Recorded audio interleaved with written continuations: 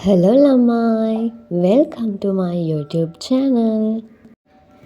ඉතින් ඔන්න අද අරන් ඇවිල්ලා තියෙන්නේ හැමෝම වගේ ආස grocery shopping එකක්.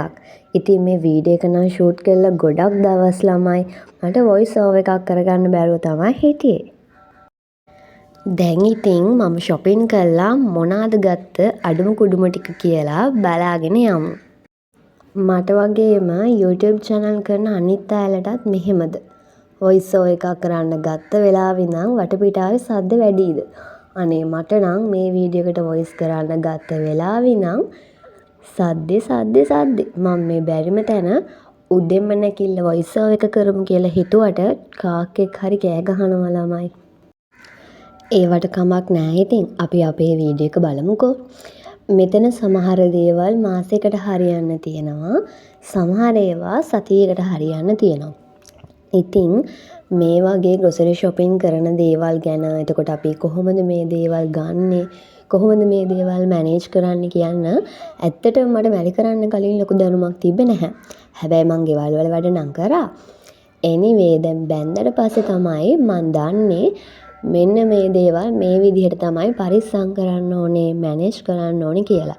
මේකට මැරි කරපු කට්ටිය එකඟ වෙනවද නැද්ද කියලා කමෙන්ට් එකක් දාගෙන යන්න බලන්න. මම ඉන්නේ කොළඹනේ. ඉතින් මට ඔයගොල්ලෝ කවුරුත් දන්න පිටකොටුව නැත්නම් පෙටා කියන්නේ අන්න ඒ තැන ටිකක් ළඟයි. ඉතින් මම ගොඩාක් බඩු ගන්න පිටකොටුවෙන් තමයි. එළවලු එතකොට අනික් සබන් ෂැම්පූ ඒ වගේ ගොඩක් දේවල් ඕල්සෙල් මිලට අපි ගන්නේ කොටුවෙන්. ඉතින් ඉතිරි කිරීම පැත්ත බලනවා නම් ඔයගොල්ලෝ බඩු ගන්න පිටකොටුවට යන්නේක සුදුසුයි කියලා මම හිතනවා. මට දැනෙච්ච දෙයක් තමයි එළවලු ගද්දී හොඳ එළවලු සහ නරක එළවලු තැන් දෙකේම තියෙන. ඒ කියන්නේ අපි හොඳ සුපර් මාකට් එකකට ගිහිල්ලා ගත්තත් අපිට සමහර අවස්ථාවල නරක් වෙච්ච එළවලු පළතුරු සමහර වෙලාවට ලැබෙනවා. ඉතින් පිටකොටුවෙත් එහෙම තමයි හොඳ ඒවා අතරමැද නරක් වෙච්ච සවුත් වෙච්ච දේවලුත් තියෙනවා. ඉතින් අපි ඒව තෝරලා බේලා අපිට පුළුවන් සහනදායි මුදලකට එළවලු ගන්න. සාමාන්‍යයෙන් මම ওই කොටුවෙන් ගේන එළවලු සතියක වගේ කාලයක් අපිට ෆ්‍රිජ් එකේ හරි විදිහට තියාගත්තොත් පාවිච්චි කරන්න පුළුවන්. මම වීඩියෝ එකේ ඉස්සරහට කියන්නම් කොහොමද මම මේ දේවල් පරිස්සමට අරන් තියාගන්නේ කියලා. අපි දැන් බලමු මේ බෑග් එකේ මොනවද තියෙන items කියලා. මං වගේ grocery shopping කරන්න ආස අය තවත් ඉන්නවද? ඉතින් මං නම් shopping කරන්න මාරම ආසයි. කෝ බලන්න එහෙම අය කමෙන්ට් එකක් දාන්න මේ වීඩියෝ එකට පල්ලෙහෙන් අනිවාර්යෙන්ම.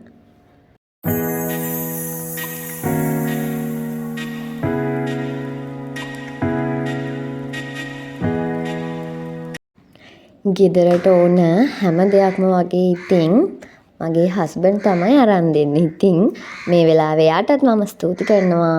මෙන්න මේ හැම දෙයක්ම මට අරන් දෙනවට. එන්නම කාක්කන්ගේ සද්ද වැඩි වෙනවා ළමයි. සමා වෙන්න ඉතින් මගේ voice එකට වැඩිය අපේ කාක්කන්ගේ voice එක ඇහෙනවට.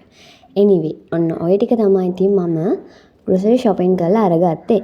ඉතින් මෙන්න මේ පාර්ට් එක තමයි මේ වීඩියෝ එකේ වැදගත්ම පාර්ට් එක. ඔය තියෙන්නේ ඉතින් අමු මිරිස්. ඕක ඉතින් කවුරුත් දන්නවනේ. මම කියන්න ආවේ ඒක නෙවෙයි. මං කියන්න ආවේ ඉතින් මං ඕව අරන් ඇවිල්ලා තියෙන්නේ සතියකට වගේ සෑහෙන්න. සමහර අවස්ථාවලදී මට ඕක සතියකට වඩා පාවිච්චි කරන්න පුළුවන්.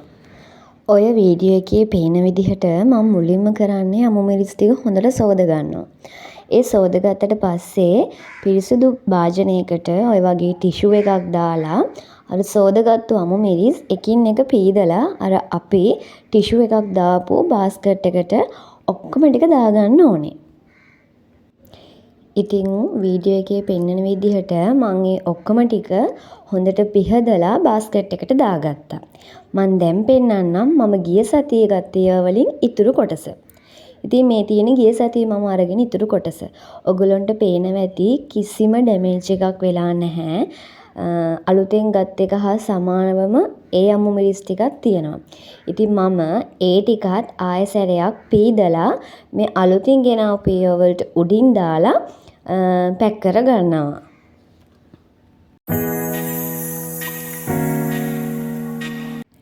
ඉතින් ඔක්කොම ටික අසුරවා ගත්තට පස්සේ ආයෙත් සැරයක් මම ඔන්න ඔය විදිහට ටිෂු එකක් උඩින් දාලා හොඳට සීල් වෙන බාස්කට් එකකට තමයි මම ඔය අමු මිරිස් ටික දාගත්තේ. ඉතින් ඔන්න ඔය වගේ අපිට ෆ්‍රිජ් එකේ සතියක් වගේ තියාගන්න පුළුවන්. සතියකට වැඩිය තියාගන්නත් පුළුවන්. හැබැයි සතියෙන් සතියට ඔය ටික පිරිසිදු කරනවා නම් වඩාත් හොඳයි. ඉතින් ඊළඟට මම කියලා දෙන්න යන්නේ තක්කාලි ගැන. ඉතින් තක්කාලි කියන්නේ ඉක්මනටම නරක වෙන්න බලන දෙයක්නේ. ඉතින් මෙන්න මේ විදිහට තක්කාලි ටික තියාගත්තොත් ඒ නරක වෙන සම්භාවිතාවය අඩු කරලා අපිට පාවිච්චි කරන්න පුළුවන්.